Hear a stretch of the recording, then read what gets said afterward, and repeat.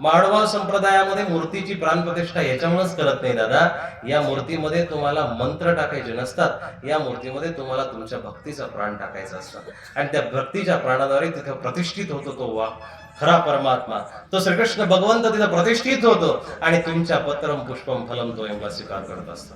ही माळवा पंथाची खासियत आहे. दत्त मंदिर शिंगवेचं जसं स्थान मांडलिक असूनही आज पंथामध्ये त्याचं विशेष महत्व आहे. मला वाटतं थोड्याच दिवसामध्ये या तुमच्या टाकळीच्या मंदिराची सुद्धा ख्याती चहू दिशेला जावी. अनेक भाविक या ठिकाणी यावे आणि तुमच्या इटामातीचं चीज व्हावं, या इटामातीचं सार्थक व्हावं अशी अपेक्षा या ठिकाणी मी व्यक्त करतो. हे मंदिराचं खरं काम जे चालू आहे, एक मजुराची गोष्ट आहे. कुणाला काय सेवा भेटणार आहे ते त्या ईश्वराला माहिती आहे, कुणाला काय भेटली असेल हेही त्या परमात्म्याला माहिती आहे. तुमची सेवा कशा पद्धतीने करायची मी या दृष्टांतातून तुम्हाला सांगितलंच आहे.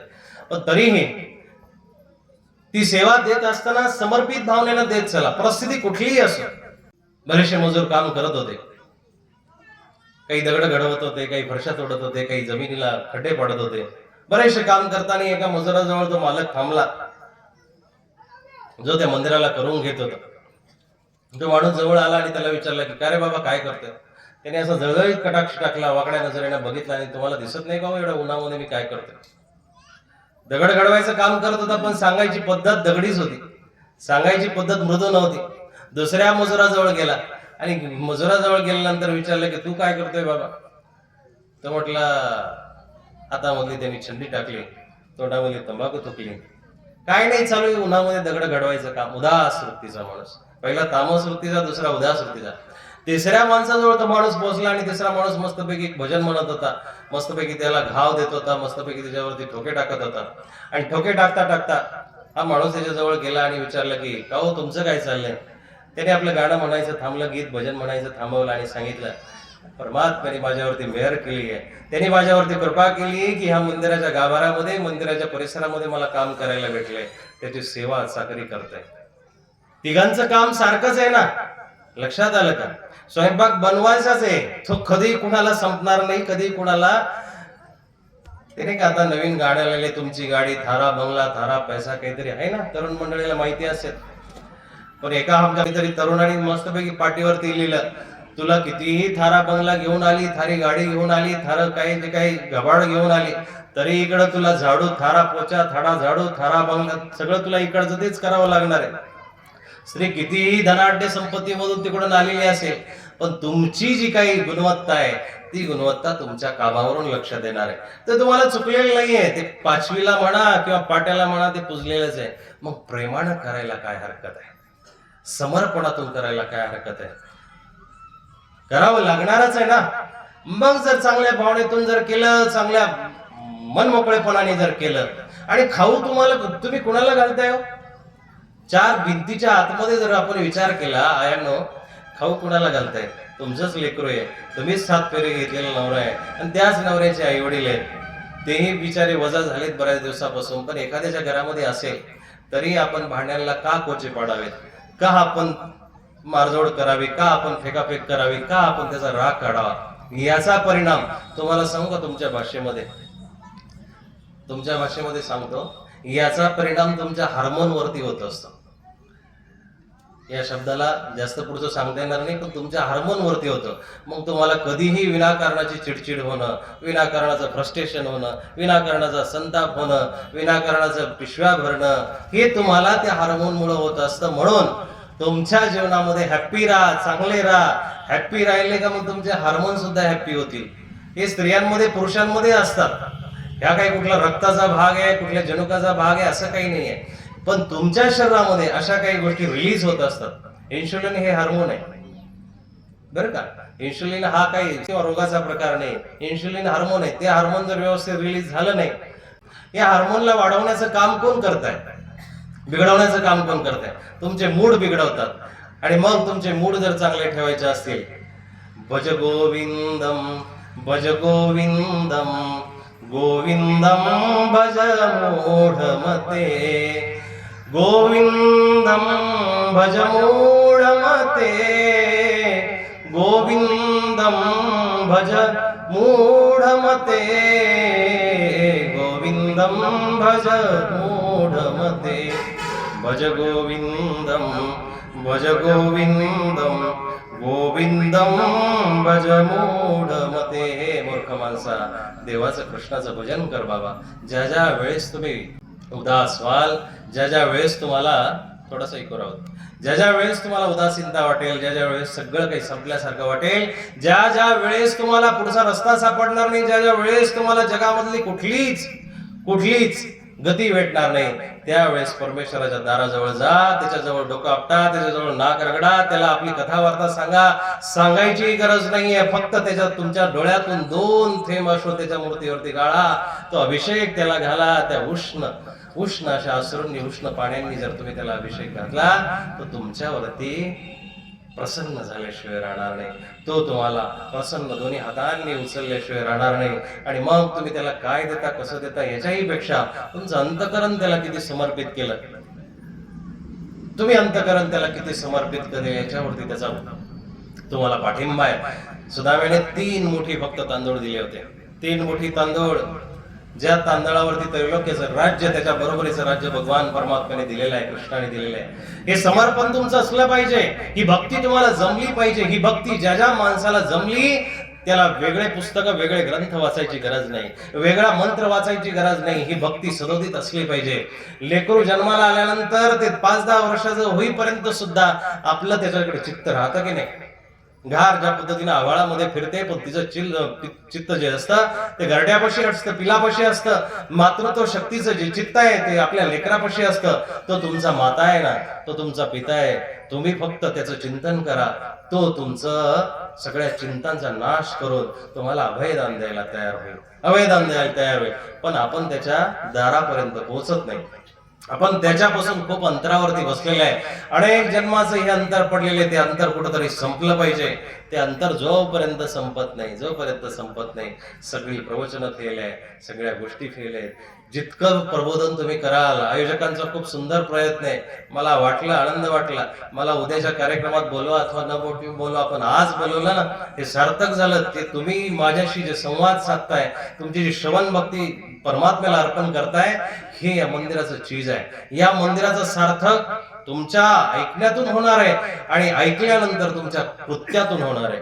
तुम्ही जर या प्रवचनातला एक जरी शब्द घेऊन गेले, 2-3च मी महत्वाच्या गोष्टी सांगितल्या, की मंदिराची जी निर्मिती आहे ती तुमच्यासाठी आहे.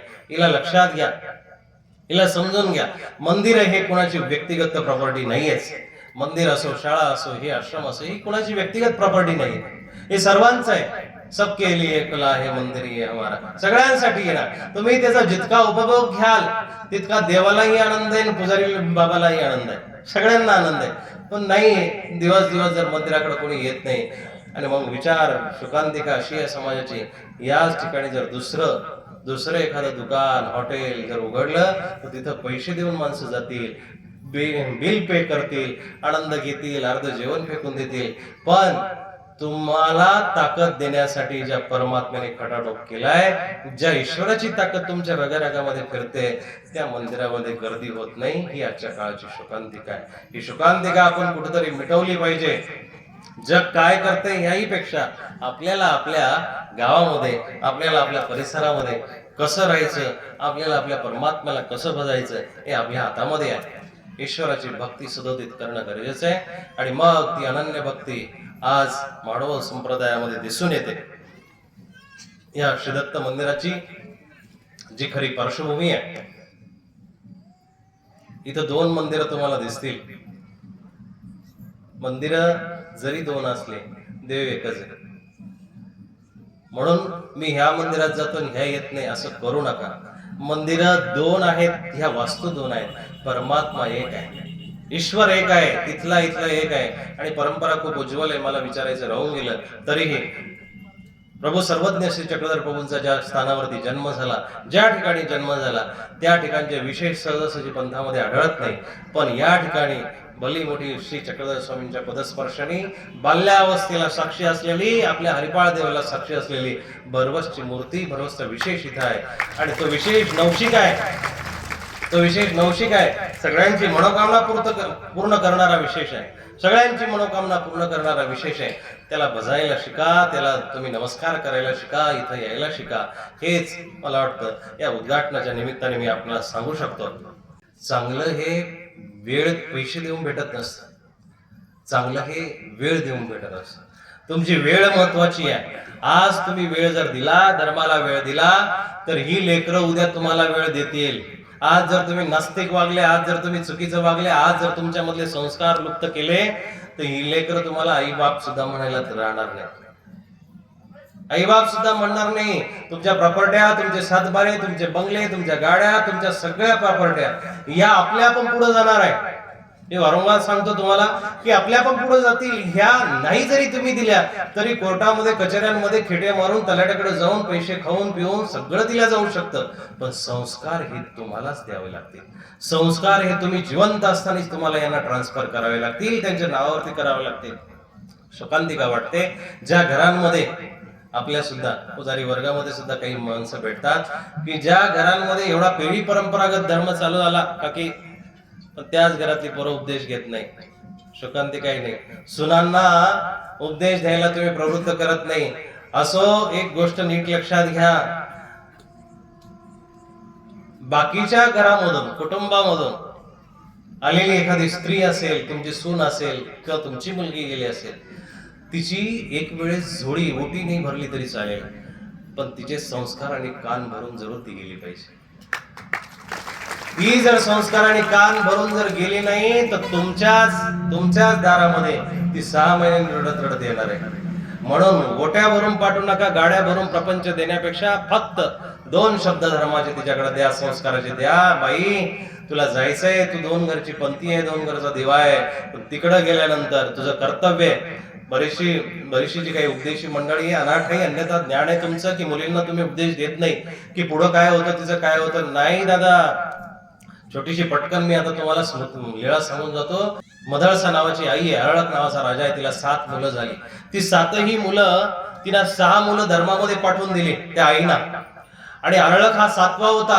7वा लहान होता म्हणून तिला धर्मामध्ये पाठवायचं होतं. पण वडील ऋतुध्वज नावाचा जो राजा आहे, तो राजा म्हटला की तू चुकीचं काम करते, अगं वंशाला दिवा ठेवावा लागेल. दत्त मंदिराच्या कथेमध्ये तुम्हाला ही वार्ता सांगायची आहे. वंशाला दिवा ठेवावा लागून अरळकाला पाठवू नको म्हणून त्या आईला, मदळसा राणीला त्या ऋतुध्वजाने सांगितलं. त्यावेळेस मदळसा म्हणते की बाबा ठीक आहे, तुझ्या म्हणण्यानुसार पाठवत नाही, पण हा मोठा झाल्यावरती त्याच्या मनाने गेला तर मला काही बोलू नको. ठीक आहे, चालेल, काही अडचण नाही. या मदळसा राणीला खूप सुंदर असं संगोपन केलेलं आहे बालकांचं. चरित्र सांगतात, शास्त्र सांगतात की तिच्या वेळेस बाळाला झोका द्यायची आणि झोका देता देता ती अंगाई गीत गायची ना. ती अंगाई गीत असं तसं गात नव्हतं, जो बाळा म्हणत नव्हती. ती म्हणायची, निरंजनोशी शुद्धोसी बुद्धोस्मी, तू शुद्ध आहेस, बुद्ध आहेस आणि या जगाला प्रकाश देणारा आत्मा आहेस. तू ह्या आत्म्याला चांगल्या परमात्म्याच्या चरणापर्यंत पोहोचव. हे बाळकडू लहानपणापासून ती पाजायची. या अरळकाच्या काळामध्ये तेच बाळकडू तिला पाजलेलं आहे. एक माता काय करू शकते, संस्कार काय करू शकता, याच्यावरती मी तुम्हाला उदाहरण सांगतो. आणि मग हळूहळू ही मदळसा राणी म्हातारी झालेली आहे. ऋतुध्वजाचा राजा म्हातारा झालेला आहे आणि राजपाट अरळकाला देण्याची सगळ्यांची इच्छा झालेली. राजा म्हणून अरळकाला नियुक्त केलं. मुलगा राज्यावरती बसलेल्या ऋतुध्वजाचं निधन झालं काही दिवसांनी आणि ही मदळसा राणी सुद्धा म्हातारी होत चाललेली. म्हातारी राणी एक वेळेस आई म्हणून त्या अरळकाला हाक मारते आणि एक पत्र लिहिते आणि त्या पत्रावरती असा मजकूर लिहिते आणि घडी करून त्या बालकाकडे, अरळकाकडे देते, आपल्या मुलाकडे देते आणि सांगते की तुझा ज्यावेळेस कठीण समय येईल त्यावेळेस या पत्राला उघड, वाच, यातून तुला रस्ता सापडेल. थोड्या दिवसांनी मदळसेचं निधन होतं आणि निधन झाल्यानंतर अरळक राजा मस्तपैकी आपलं राज्यकारभार सांभाळतो. त्या राज्यावरती बसलेला आहे, धर्माचं राज्य चालू आहे, सुचारू रूपाने राज्य चालू आहे. पण याच अरळक राजाचे 3 भाऊ जे जवळच्या जंगलामध्ये राहत होते, ते त्या गावावरून एक दिवस चालले होते त्या नगरावर. आणि नगरावरून जात असताना झालं असं, त्यांनी बाहेरच्या लोकांना विचारलं की हे कुणाचं राज्य आहे. ते म्हटले अरळक नावाचा राजा आहे, मदळसा नावाची आहे, त्याची आई होती ऋतुध्वज नावाचा. त्या तिघांना ऋषीमुनींना आठवलं, अरे हा आपलाच भाऊ आहे आणि आपला भाऊ आपण एवढा मोठा परमार्थ करत असताना हा संसारामध्ये कसा गुरफटलाय. म्हणून ते तिघही साधू, तिघही ऋषी गावामध्ये आले. शहरामध्ये आले, शहरात महालामध्ये आले, महालात राजाने त्यांना मस्तपैकी बसायला टाकले. उच्चासनावरती राजाने त्या ऋषींना बसवलेलं आहे. अर्णक राजा खाली बसला. खाली बसायचं कारण असं आहे की गुरुजवळ कधीच खुर्च्यांवरती बसू नये, उंच आसनावरती बसू नये. जो अशक्त असेल त्याने जरूर बसावं, पण जो अशक्त नसतानाही स्वतःचा पुढारपण, स्वतःचं मोठेपण, स्वतःचं श्रेष्ठपण टिकवायसाठी बसत असेल तर त्याला जीवनामध्ये कधीच गुरु सापडणार नाही, त्याला जीवनामध्ये देवही सापडणार नाही. उंच आसनावरती त्याच व्यक्तीला बसायचं असतं. आसनं टाकायची परंपरा आहे. भगवद्गीता वाचा, भगवद्गीताचे अध्याय सांगतात. तद्विद्धी प्रणिपातेन परिप्रश्नेन सेवया, विधिवत त्यांना प्रणाम करा, दंडवत करा, त्याला बसायला टाका, उच्चासनावरती बसायला टाका. आपण खाली बसा, वाकडे पाय करून बसा, नम्रपणे बसा, आणि मग तुम्हाला ते ज्ञान सांगतील तेव्हा ते ज्ञान संभवेल. असं तसं ज्ञान संभवत नसतं. युट्यूबवरून कोणीही गुरु होत नसतं, आणि ते युट्यूबवरचं ज्ञान ऐकून कोणीही शिकवायचा प्रयत्नही करू नये. ते ज्ञान वरचं ज्ञान आहे, एकदम वरचं ज्ञान आहे. एवढा पाऊस दिवसभर पडतोय, दररोज बुरबुर चालू आहे, तरी लोकांना मोठ्या पावसाची अपेक्षा काय? या पावसामध्ये जोर नाहीये दादा. बरसत असला तरीही जोर नाहीये. एखादा खूप बोलणारा दिसेल, एखादा खूप ज्ञान सांगणारा दिसेल, पण खाली उकरून जर बघितलं तर कोरडठाक निघणार आहे. तुमच्या माझ्यामध्ये कोणी असेल क्षमा करा, पण लक्षात घ्या ते कोरडठाक ज्ञान काही कामाचं नाही. ते नळे फुंकिले सोनारे, इकडून तिकडे गेले वारे. ते कुणाच्याही अंतकरणाचा ठाव घेऊ शकत नाही. ते कुणाचं अंतकरण परिवर्तित करू शकत नाही, तब्दील करू शकत नाही. ते ज्ञान काही कामाचं ते ज्ञान असं आहे, ज्ञान असं आहे, ते ज्ञान कानाच्या द्वारे, डोळ्यांच्या द्वारे तुमच्या अंतकरणापर्यंत पोहोचावं, आणि त्या अंतकरणामधून भक्तीचा सुगंध बाहेर पडावा, आणि त्या सुगंधाने प्रभावित होऊन तुमच्याजवळ एखादा माणूस नतमस्तक होऊन यावा, आणि तुम्हाला हात जोडून म्हणावं की बाबा मला ज्ञान सांग. तेव्हा तुम्ही त्याला ज्ञान सांगितलं पाहिजे. बरीचशी माणसं विनाकारण ज्ञान पाजळतात. काही चपला बघत नाही, काही बघत नाही. ईश्वराचं ज्ञान आहे, परमात्म्याचं ज्ञान आहे, ग्रंथाचं ज्ञान आहे, असं बोलता बोलता तंबाखू सोडचा होता. कुणी ज्ञान सांगतं का? कुणी सूत्र सांगावे, कुणी लीळा सांगाव्यात? त्या ज्ञानाचं विडंबन आहे. असं कोणी करत असेल तर करू नका. शास्त्र श्रवण करण्यासाठी आपला अधिकार जागृत करणं गरजेचं आहे. अधिकार जागृत झाल्यानंतर तर गुरु आपल्या पण तुम्हाला शोधत येणार आहे, आणि तो शोधत आल्यानंतर तुमच्यामध्ये अज्ञान तिमिरांधस्य ज्ञानांजन शलाकया, तो तुमच्या डोळ्यामध्ये आपल्या आपण ज्ञानाचा प्रकाश टाकणार आहे. फक्त तुम्ही तुमचे अधिकार वाढवा. ईश्वराला सुद्धा हेच अपेक्षित आहे तुमच्याकडून की तुम्ही तुमची क्वालिटी वाढवा. तुमच्या भाषेमध्ये काय? पात्रता वाढवा. शैक्षणिक पात्रता वाढवली. जर एखादा चांगला MA BA झाला, BCom झाला, MPhil झाला, पुढे PhD झाला, त्याला कोण नोकरीला घेणार नाही? हो, येईल ना. आपल्या आपण त्याच्यासाठी नोकऱ्यांची ऑफर आहे. एखादा IT सेक्टर मध्ये इंजिनियर होऊ द्या, अहो कंपन्या ऑफर देतात, आम्ही तुला नोकरीवरती घ्यायला तयार आहे. ते एक पोरगा 21व्या वर्षी IT इंजिनियर झालं, गुगलला त्याला तिथून CEO ऑफर दिली अमेरिकेमधून, तुला आम्ही 5 करोड रुपयाचं पॅकेज देतो, ये आमच्याकडे. तुमची पात्रता वाढेल ना, त्यावेळेस परमात्मा तुमच्या हृदयाच्या सिंहासनावरती बसायला तयार होईलच. याच्यामध्ये काही दुमत नाही, याच्यामध्ये काही दुमत नाही. आपली पात्रता वाढा. अर्णक राजाला तिघ भाऊ भेटायला आले. भावांना ऋषी असल्या कारणानं वरती बसायला दिलं. बसायला दिल्यानंतर बसायच्या छोट्या मोठ्या गोष्टी, माडवा संप्रदायाची बरीचशी मंडळी आहे तुम्ही, म्हणून तुम्हाला सांगतो, आपल्या घरी साधू आले तर तुमच्या त्या माज घरातल्या बेडवरती, तुमच्या बिछाण्यावरती त्यांना बसवत जाऊ नका. बऱ्याचशा ठिकाणी ठीक आहे, एखाद्याच्या घरामध्ये नसेल मजबुरीना, कमीत कमी तिथे एखादं स्वच्छ वस्त्र तरी टाका. त्याचं कारण मी तुम्हाला सांगतो, ज्या वस्त्रावरती तुम्ही, ज्या बेडवरती तुम्ही तुमचा संसार फुलवला ना, हा निवृत्तीपर माणूस तिथं जर आला तर त्याला तो तुमचा संसार चिटकू शकतो, त्याचा धर्मपतीत होऊ शकतो, नवे तुम्हाला सुद्धा त्याचा शाप लागू शकतो. म्हणून आपल्या घरामध्ये संत श्रेष्ठ कोणी आले तर त्यांना आपलं वापरतं वस्त्र देऊ नये. तिथं बसायला टाकताना एखादं स्वच्छ वस्त्र टाकावं, नसेल तर धुतलेलं कमीत कमी टाकावं. आपल्या बेडवरती साधूला कधीच बसू नये. आणि बसवायचं जर असेल तर त्याला पहिलं स्वच्छ करा. त्याच्यावरती तुम्ही खात्री करा की त्याच्यावरती तुमचे सांसारिक कृत्य नसावेत. अशा बेडवरती नक्कीच तुम्ही बसवा. पण आपल्याला हाय हॅलो सारखा धर्म झालेला आहे. दंडवत सुद्धा लोक आजकाल हात करून करायला लागले. हात जोडण्याचा दंडवत बघा, विडंबना कुठं चाललेली आहे. साष्टांग प्रणिपाताचा धर्म आहे. दंडवत कसा निर्माण झालेला आहे? साष्टांग प्रणिपात, दंडवत काठीवत प्रणाम करावा, असा तो साष्टांग प्रणिपात. पहिला 5 दंडवत घालण्याचा विधी आहे. चरित्र वाचाल, स्मृतिस्थळ वाचाल तर लक्षात घेईल. तद विधी प्रणिपातेन, भगवद्गीता सुद्धा त्याला प्रमाण देते की विधिवत प्रणाम करून तो प्रणाम आता संकोचित होत होत होत होत होत कुठपर्यंत आलेला आहे, वाकून दंडवत करायचा होता तो आता कमी होत चालला, कमरेमध्ये वाक पडत नाही. मग आता लोक छातीतून वाकतात, थोडस छातीतून वाकल्यानंतर आता तेही बंद झालं. आता पुढाऱ्यासारखं हात जोडून दंडवत करायला लागले, आता तेही बंद झालं. आता उभं राहिल्यासारखे हात वर करून दंडवत करायला लागले. हे त्या दंडवताचा विडंबन आहे, तो त्याचा अपमान आहे. शास्त्राचा धर्माचा नकळतपणे बर का आपणच अपमान करतो. आपल्या धर्माचा आपणच अपमान करतोय.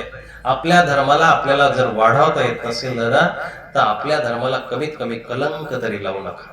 कमीत कमी आपल्या धर्माला आपल्यातून कमी तरी करू नका. कारण भगवद्गीता सांगते की स्वल्प मप्यस्य धर्मस्य त्रायते महत्वभयात.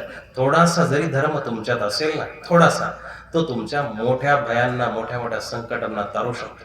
मग आज जे भेटतंय ना तुम्हाला, आज मंदिराचं दर्शन इथं भेटतंय ना, नाही आम्हाला इथं स्थान भेटत नाही, आम्हाला महास्थान करायला जायचं होतं, मग काय गावातल्या मंदिरामध्ये जातात. मूर्ख आहात तुम्ही. अरे जे भेटतंय ते सोन्याहून पिवळं आहे, जे भेटतंय ते सोन्याहून पिवळं आहे. भविष्यामध्ये आणखी 100 वर्षांनी हे सुद्धा पाहायला भेटणार नाही. आजचे साधूही भेटणार नाही, आजचे मंदिरही भेटणार नाही. कदाचित मंदिरं भेटतील पण तो जिवंतपणा सापडणार नाहीये. पुतळ्याच्या अंगावरती सोनाराच्या दुकानामध्ये गेल्यानंतर तुम्हाला दिसतील त्या पुतळ्याला पुतळा हार घातलेला असतो, चपला हार घातलेला असतो, वेगवेगळ्या प्रकारचे कानातले डोक्यातले असतात, कपाळाला कुंकू पण असतात, पण ती बिचारी कोणाचीच बाई नसते. कोणाची असते कधी? तो पुतळा आहे ना, त्याला कितीही सजवलं त्याला जिवंतपणा राहणार नाही, येणार नाही त्याच्यामध्ये. त्या पद्धतीनं भविष्यामध्ये तुम्हाला धर्म किंवा धर्माची काही रूपं दिसतील पण जिवंतपणा नसणार आहे. म्हणून आज जे भेटतंय ते सोन्याहून पिवळं आहे, आज जे भेटतंय ते चांगलं आहे, आज जे भेटतंय ते सर्वोत्तम आहे. म्हणून स्वधर्मे निधनम श्रेय परधर्म भयावा. स्वतःचा धर्म वाढवा. मगाशी मी तुम्हाला सांगत होतो की लेकीला जर तुम्ही संस्कार देऊन पाठवले तर ती त्या घराची ज्योत होऊ शकते. त्या घरामध्ये अनेक असलेली जी माणसं आहे, राजसी असतील, तामसी असतील, ती माणसं सात्विक होऊ शकतात एका स्त्रीमुळे. त्या स्त्रीला खरा पाया आहे, त्या स्त्रीला खरं मातृत्व शक्ती असल्या कारणानं त्या स्त्रीकडे संसाराची शिदोरी आहे. संस्काराची शिदोरी जर त्यांनी त्या घरामध्ये सोडली, पण तुम्ही इकडून जर बांधून दिली तर, तुम्ही जर इकडून बांधून दिली तर तिकडे सोडणार आहे. नाही तर तिचं सुद्धा आकलन तुम्ही दिलेल्या प्रपंचावरतीच होऊ शकतं. मदाळसा राणीचे संस्कार मी तुम्हाला सांगत होतो. अरळक खाली बसलेला आहे, त्याचे 3 भाऊ तिथं बसले. भावांनी सांगायला सुरुवात केली, बाबा राजा, अरे तू जरी आम्हाला ओळखलं नसतं पण आम्ही तुझे भाऊ आहोत. अरळकाला त्याच्या आईनं सांगितलं होतं की तुझे पहिले भाऊ निघून गेलेले, तुझ्याही जीवनात जर असा काही प्रसंग आला तूही निघून जा. या प्रपंचामध्ये, नशिवंत प्रपंचामध्ये काही राहिलेलं नाहीये. अरळक म्हटलं, हो बरं झालं आईनं सांगितलं होतं. मग काय म्हणणं आहे तुमचं? ते तिघही भाऊ म्हटले की तू आता ह्या राज्य सिंहासनाचा त्याग कर. हे नश्वर आहे, नशिवंत आहे, हे फुकट जाणार आहे, सगळं व्यर्थ जाणार आहे, कधी ना कधीतरी संपेल, तुला याच्यामध्ये टिकून राहता येणार नाही. राजा म्हटला, अहो सगळी माणसं मला मानतात, सगळं जग मला मानतं, तुम्ही ऐन वेळेला मला असं सोडायची भाषा करतात, नाही जमणार. शेवटी ह्या तिघा भावांनी, मी तुम्हाला थोडक्यात सांगतो, तिघा भावांनी काशीराजाचा आधार घेतला. काशीराजाचा आधार घेऊन त्यांनी आक्रमण केलं आणि राजा पराभूत झाला. पराभूत झाल्यानंतर आता राजा पहिला दुखावला. जवळून त्याने बघितलं की आपले 3 भाऊ आपल्यावरती चाल करून आलेले, म्हणून राजा दुखावला. दुसरा सगळे तो मान्य राजा होता आणि मान्य राजा असल्यामुळं, तिथला राजमान्य राजा असल्या कारणानं त्याला ते दुःख झालं की माझ्यासारखा राजा पराभूत व्हावा. दुसरं दुःख त्याला ते झालं. आणि ऐन वेळेला आता प्रधानाने सांगितलं की राजासाहेब, आपली जी कुमक आहे, आपलं जे सैन्य हे यांच्या समोर लढू शकत नाही, तुम्ही पाठीमागं निघा, पाठीमागच्या खिडकीनं तुम्हाला जावं लागेल. राजा म्हटला, अरे माझ्यासारख्या शूरवीराला हे शोभण्यासारखं नाहीये. त्यावेळेस राजाला एक गोष्ट आठवली. मदाळसा राणीनं आपल्या आईनं एक आपल्याला चिठ्ठी दिली होती, पत्र दिलं होतं. ते पत्र त्या राजाला त्या क्षणी आठवलं की आईनं सल्ला दिला होता की तुझा ज्यावेळेस कठीण काळ येईल, कठीण समय येता कोण कामास येतो, तुमचे संस्कार, तुमचे पूर्वजन्मीचे अधिकार, तुमच्या गुरूंचं चिंतन, तुमच्या आई वडिलांचे उपकार, तेच तुम्हाला कामाला येतात.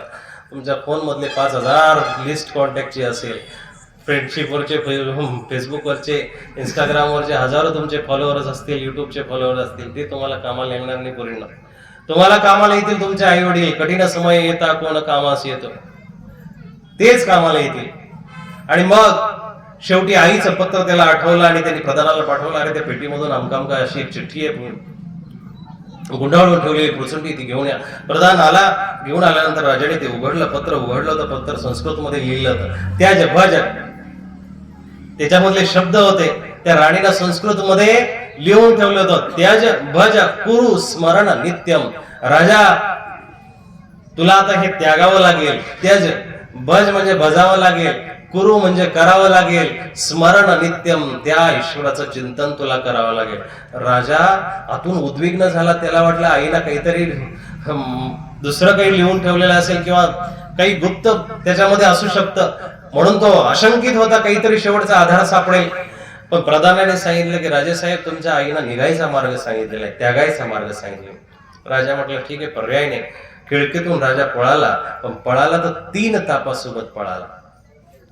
त्रैतापाने ग्रसित झालेला राजा हा अधिदैविक, अधिभौतिक, आध्यात्मिक तिन्ही तापाने दग्ध झालेला राजा हळूहळू प्रवास करत म्हणतात 3 दिवसात कुठं त्याची नगरी आहे, त्या नगरीतून 3 दिवसामध्ये सह्याद्री पर्वतापर्यंत आला. सह्याद्री पर्वतापर्यंत आल्यानंतर राजाला तिथं निर्वैर भूत दिसली.